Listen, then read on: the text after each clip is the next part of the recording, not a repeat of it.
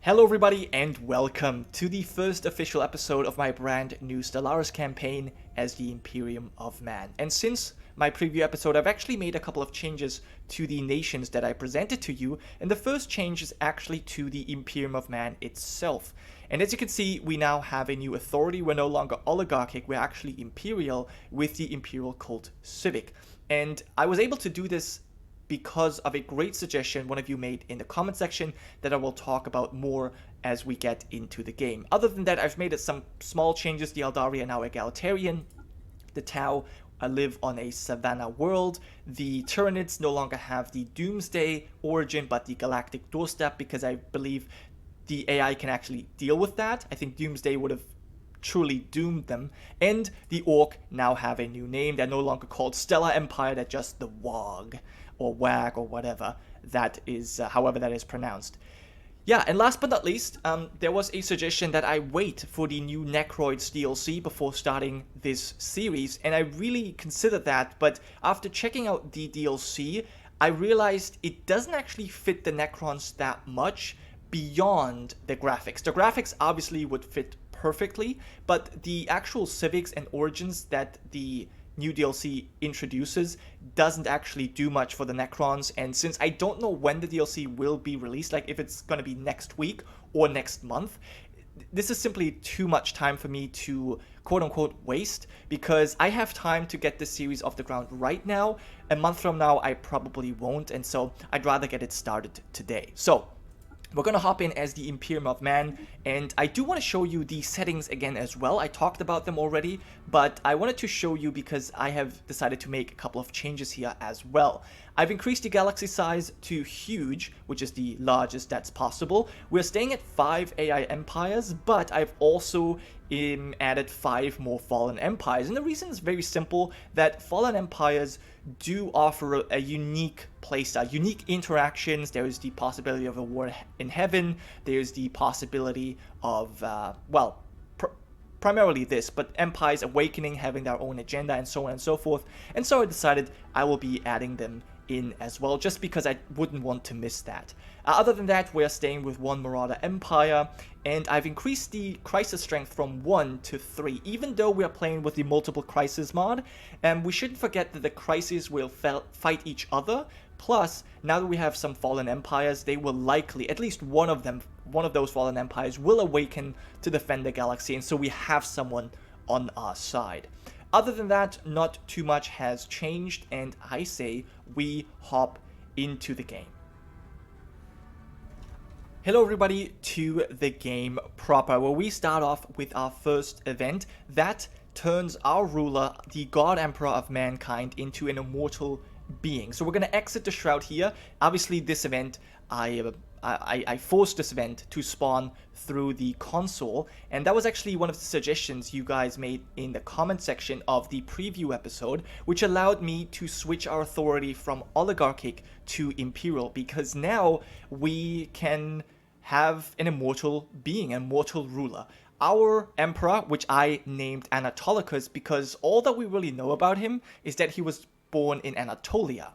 And so our emperor now is the chosen one, an immortal being that wields incredible psionic power. And this, in my opinion, is as close up of a representation to the Emperor of Mankind as possible within the confines of Stellaris. So I'm actually very, very happy with this, with this idea. And so, yeah, we're now able to actually have an empire. Now let's quickly check out our ruler here. We get extra governing ethics attraction plus 20%, which is not very important right at the beginning because we only have 1 planet, but later on this is going to be very, very important, and I love that. Plus we're going to start off with 1 extra influence per month. Now this is actually a relatively strong boost to our nation, but we shouldn't forget I'm playing on Grand Admiral. We're playing with all 3 crises. We have 3 times the crisis strength, which by the way are all things I've never played with before, right? The last time where I played as the Roman Star Empire, we had crisis strength at 1. It happened way later, 50 years later than we have it now, and I played only on, I think, Commodore or Admiral, definitely not Grand Admiral. So a lot of things are already going to be difficult, and all of the nations that we play with here will be advanced nations or fallen empires. And so I feel like we can have at least this one little boost here. It shouldn't really make that much of a difference. But yeah, other than that, we have an expansionistic ruler, which I believe fits quite well, and Home in the Sky, which I guess, you know, it fits. Well, it's not the greatest bonus, that could have been better, but I like the expansionist one because in the beginning here, we will try to expand. Obviously, our run will be somewhat of a combination of the Warhammer 30k era and the Warhammer 40k area, with our Emperor already being, you know, he's already kind of dead, but at the same time, the Crusade hasn't yet started. Anyway, with that said, we are going to, have a quick look at the galaxy here. We obviously are in the southern corner. It's not entirely correct. Holy Terra should probably be somewhere over here. That would have been perfect. But honestly, I'm fine with this start here. So yeah, let's check out, it's obviously a pretty normal start that we have here. Let's quickly check out Holy Terra. I'm not too familiar with all of these planet sectors and so on and so forth because I haven't really played that much Stellaris. So I will need some time in the beginning to get used to this, but for now I think we're actually just in a generally good position. We actually have a lot of crime, interestingly, but that is, I don't know, we do have a governor here, Lucia Pasilius, interesting.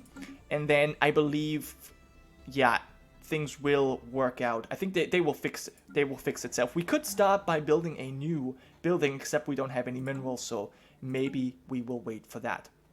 Okay, so let me check our science ship, and let's send our science ship to explore some things. We already have a chokehold here, potentially, several, if we need them.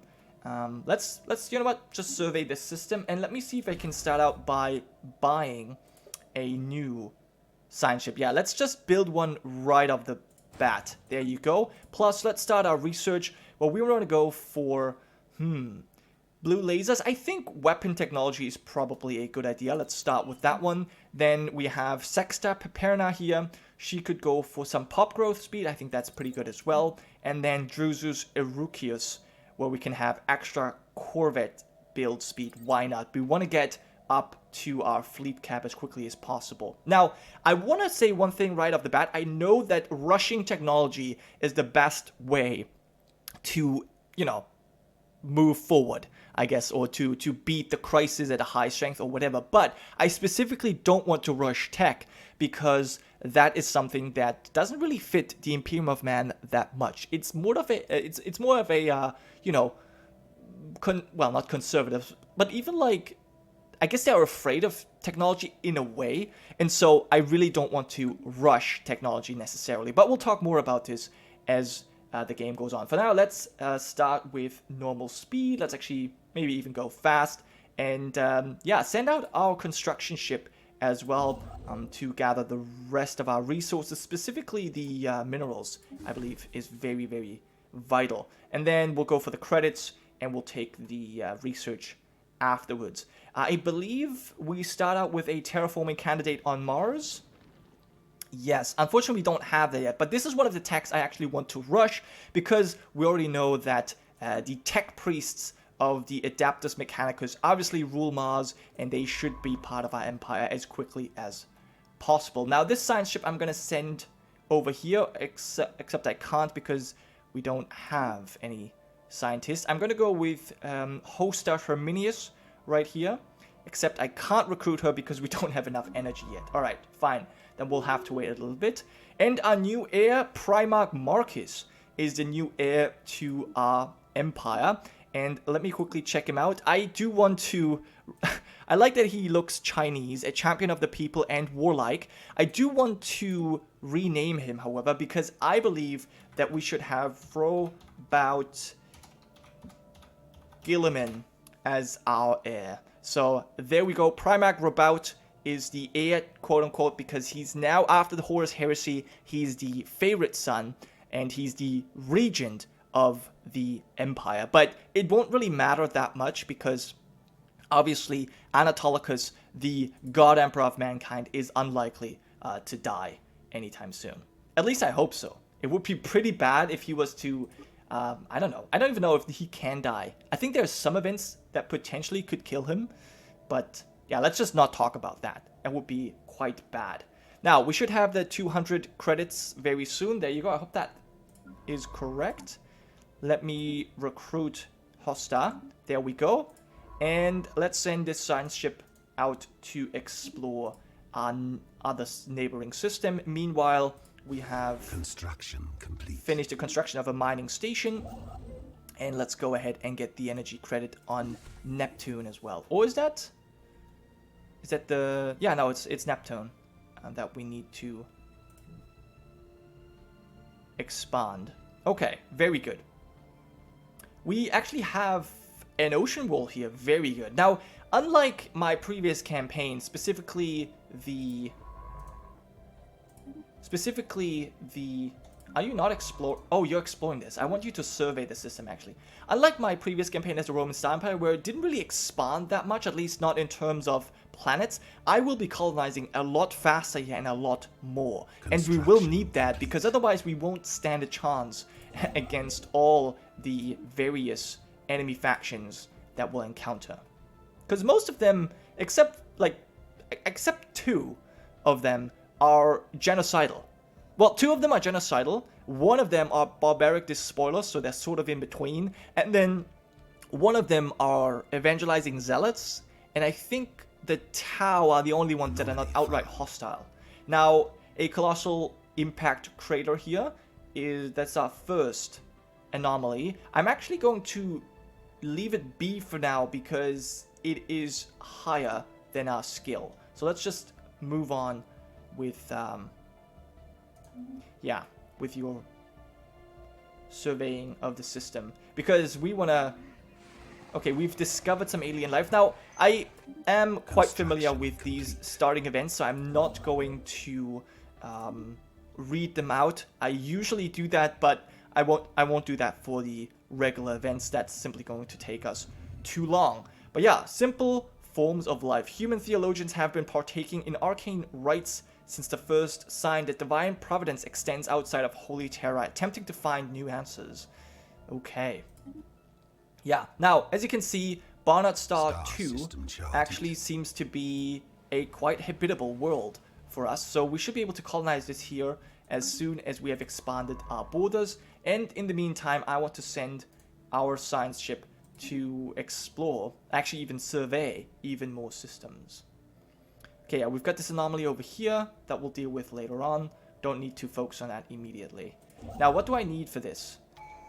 Starbase Outpost, we have everything that we need. Perfect. Very good. And then we can start with traditions. Now, usually, again, I would go for discovery simply because it helps with the technology, but here I think expansion fits a lot more. Colony development speed is increased, and that will help us get our empire off the ground as quickly as possible. It does fit with our empire as well, but overall, as I said, it just fits the general vibe of the empire as well.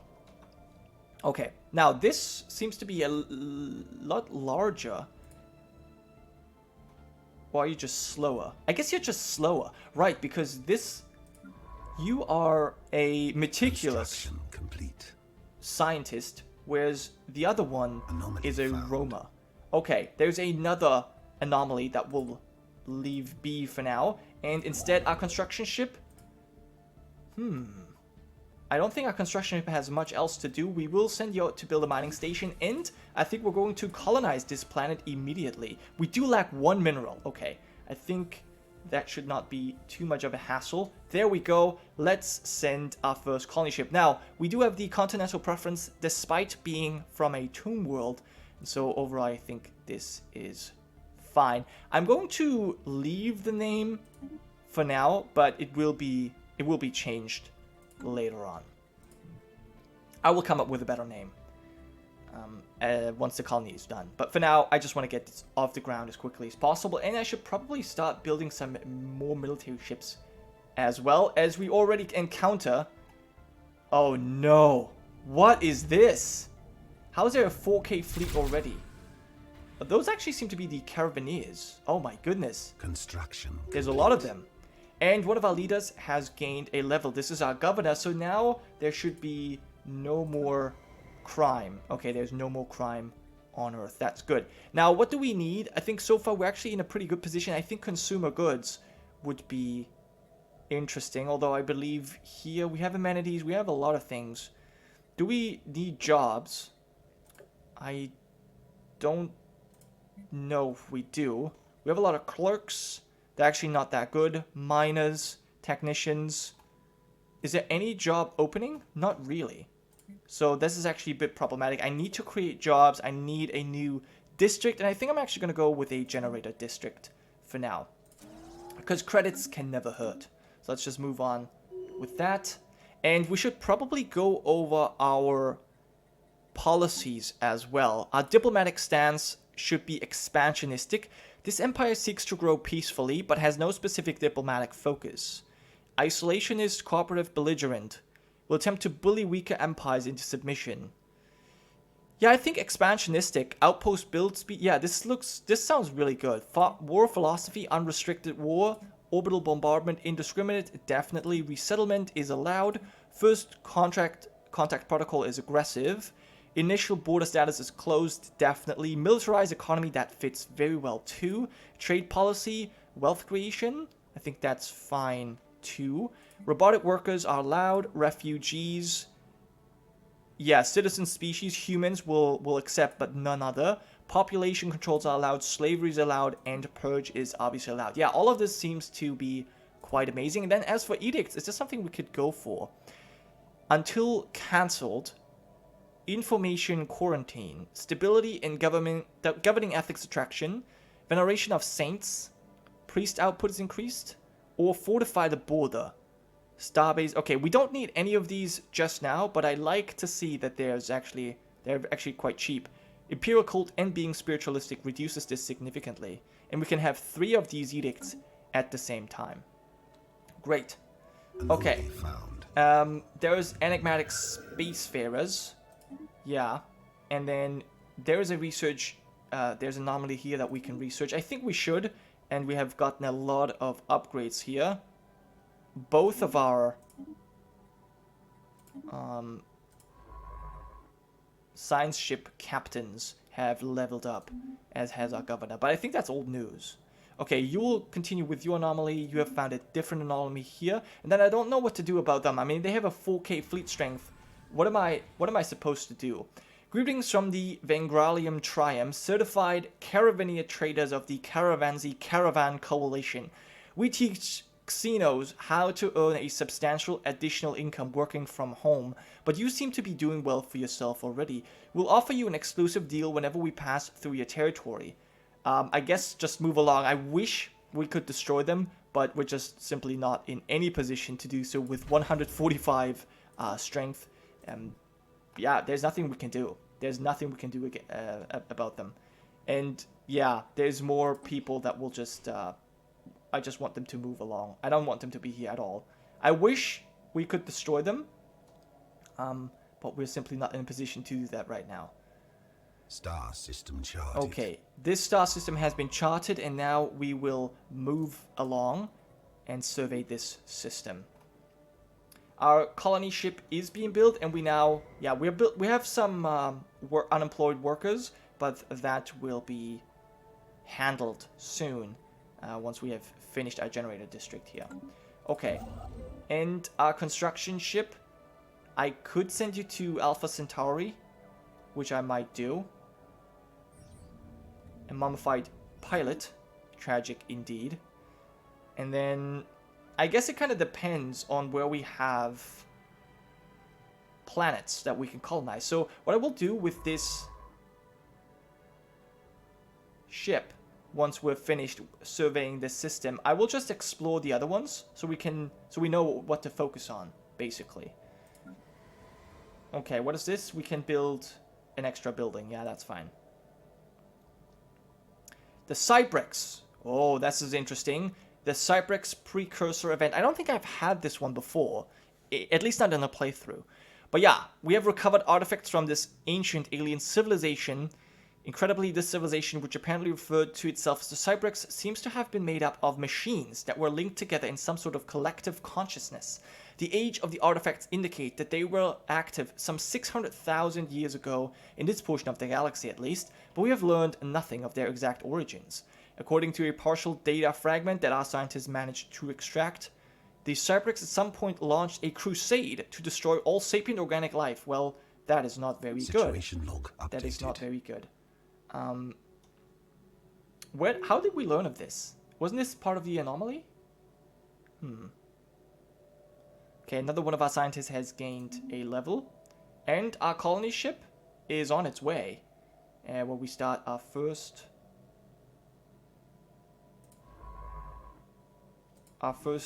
colony. Very good. And we can go for a new tradition. And I want to go for, yes, colonization fever. Why not? That will help us right from the get-go. There we go.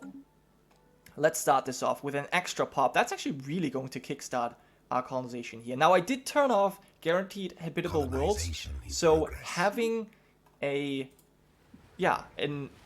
planet that we can actually work with right in our neighboring system is very, very lucky, I would say. So I'm very happy with that, and I think this is actually a good place to end the first episode where we have started our first colony. I'm already so much faster than I was in the Roman Star Empire. We've already expanded a lot quicker, and I'm very happy about that. We do have... Oh, I actually didn't know that there was another system here. I thought there was only one here and one here. Okay, so we'll have to send another science ship to explore this one. But for now, as I said, that will be the end of this episode. Thanks for watching. I will see you guys next time.